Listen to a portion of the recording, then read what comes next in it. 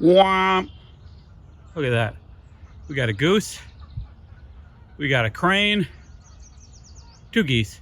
Crane. They're gonna battle. They're gonna do a battle. A geese crane battle. Okay, everybody.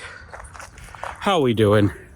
I saw the goose and crane, and so this is how I do these videos. I don't know what I'm going to talk about, but I think of a beginning, and then that just gets the ball rolling, and then it rolls into a puddle of poopy rambling, and that's these videos.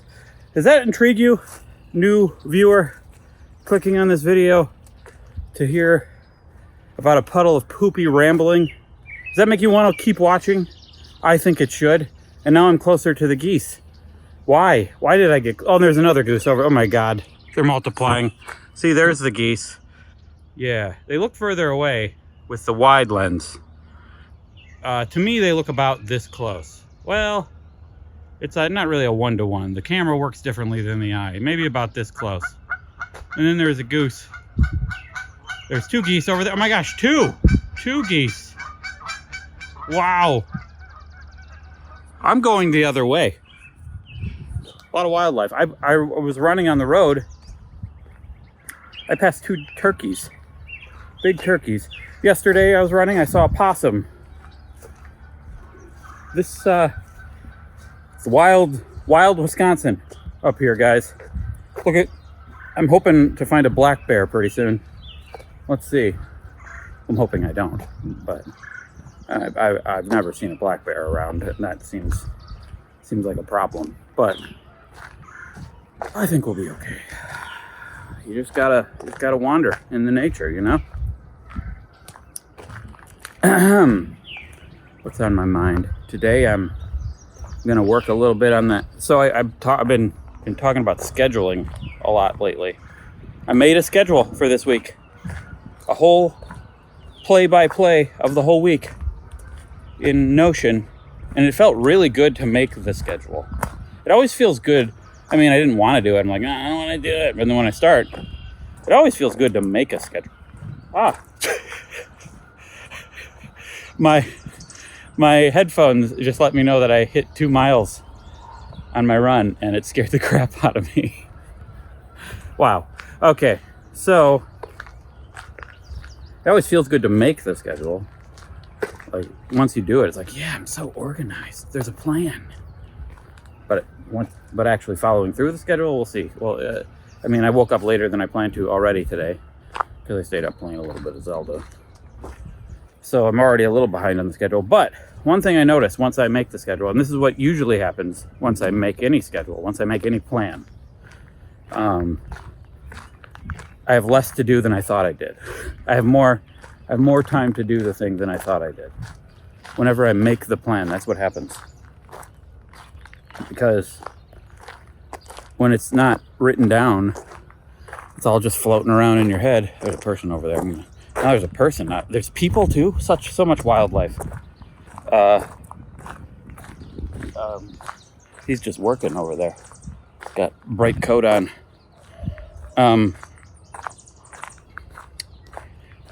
I realize, like, when it's floating around your head, it's like, gotta get it done, I gotta get it done, I gotta get it done. And then it feels urgent always, because you're probably gonna not do it until close to when it has to be done. So your experience of doing the thing is always urgent. But when you write it down and you say, I'm gonna do it at this time, suddenly there's so much more time after that. Well, if it takes as long as you think it's going to. I think the crucial bit of scheduling or planning any kind of work, any creative work, just any kind of work, is having an end point. Not when to start working on a thing, but when to end.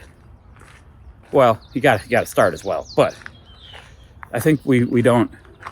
And I realize now, writing that schedule of this week, I don't think I put enough endpoints in there. Because when you sit down to write, sit down to edit, sit down to, I don't know, paint a picture, I don't know, pottery, whatever you do, if it's something, that you have to do, not necessarily always enjoy doing because it's what you always do. Guys, sometimes editing, it's a slog. Sometimes writing can be a slog. It feels great when you're in the middle of a thing that's working and you have a plan for how to finish it. That's the best feeling. Like, I'm going, oh look, it's working, but it's always short-lived because then you gotta do the next thing and the next thing, and then you're done, and you forget about all the, like, thinking back on all my videos. I don't think about all the great bits of all the videos. I think about them as a whole. Like the waking up at 5 a.m. video. I guess I can think about a few parts. But a few parts of that video I think are some of the best things I've done. But I don't think about those. I just think about, well, this is that video about waking up, and here's how well it did, and here's what people said about it. But the actual experience of watching it and the experience of editing it, it's all made up of little tiny details that you forget. So when you're in the middle of editing, like, the best moments are the moments where I'm like, I make a good edit, a good cut, a good choice of music that works really well, that makes the thing move at this certain point. That's the best feeling when you're making that. But that gets lost. You forget that because you have to think of the whole thing. I don't know what I'm trying to say here, other than it's hard to remember that you did a lot of good things, because it all gets buried by the complete thing. I guess that's what I'm trying to say. Do these things make sense? I'm amazed that you watch these, honestly. See what I'm saying? Rolling in a poopy puddle, whatever I said before. So making an endpoint. Jerry Seinfeld said this on, I think it was, Tim Ferriss's podcast. When he writes jokes or whatever it is he writes, he says the most important thing is to pick an endpoint. That's where I got the idea anyway, or that's why I'm thinking about it now anyway. Because you're sitting writing or editing or doing whatever, and it's just an open-ended, I'm going to work for a while. That's painful. It's painful to have no end. No matter if it's a good thing or a bad thing, doing anything forever, it's just not going to work out. You're not going to like it. And in your mind, it's potentially forever because there's no end point. And you should stick to the end point. This is a crucial bit. So when I was doing the documentary, working on the documentary, I said I was going to add 10 minutes or 2 minutes to the timeline every day. At least 2 minutes. I wasn't that good about setting an endpoint, and it worked out for me, but there were some days where I got to 2 minutes pretty early and added 2 minutes to the timeline, and I was tempted to work longer. And I did a little, but then I'm like, well, I can end now. Even though I feel like there's more to do, I have ideas for edits. I could easily put it in.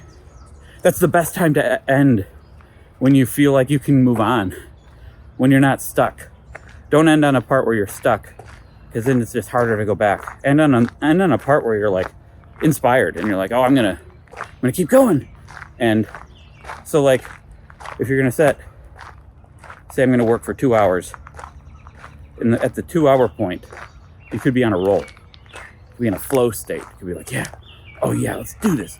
Stop at that point, the point you said you would.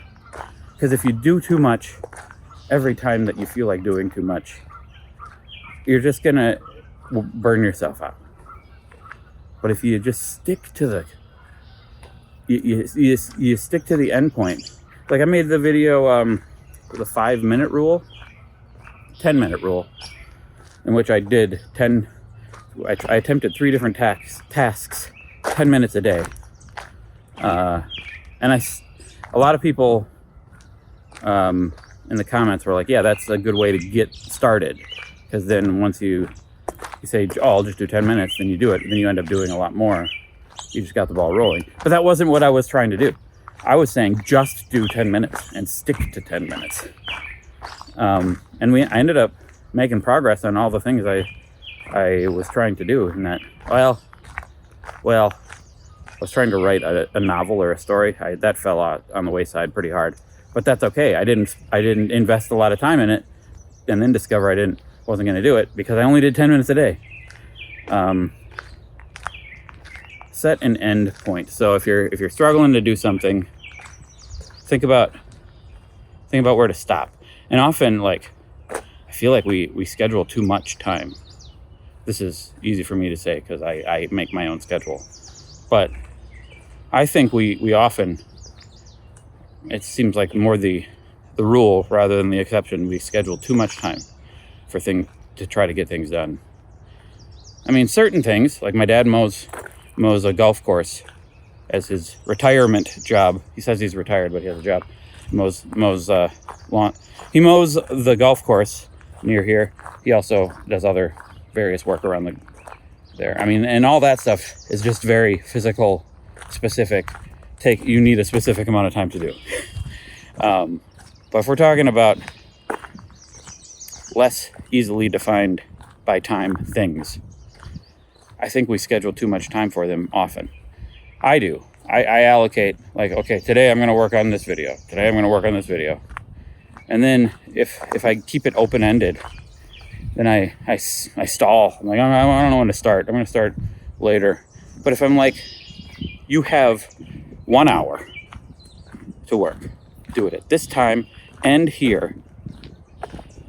If I do that every day, I'm more likely to do it then and actually get something done. And if I get a little something done every day, I will end up having a lot of something done. I have an hour and 20 minutes of a documentary put together. Thinking back, I can't even remember ever. I did it in over like 2 or 3 months. I got it put together. And I don't remember a day where it was like a really hard slog, a long, oh my God, I did so much today. It was all just a little bit at a time. And now I'm still not done with the documentary. I got to go back and fix things, and that's the harder part for me to schedule because I don't have the easily defined 2 minutes in a timeline every day. But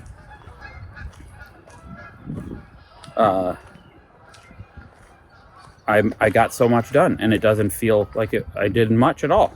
So it's a very simple idea. Set an endpoint, do a little bit at a time each day. But I'm rambling because this is what I do these days. Anyway, and this is what I'm thinking about. I don't have much going on in my life right now except working on videos, playing Zelda, and watching shows with my wife, and exercising.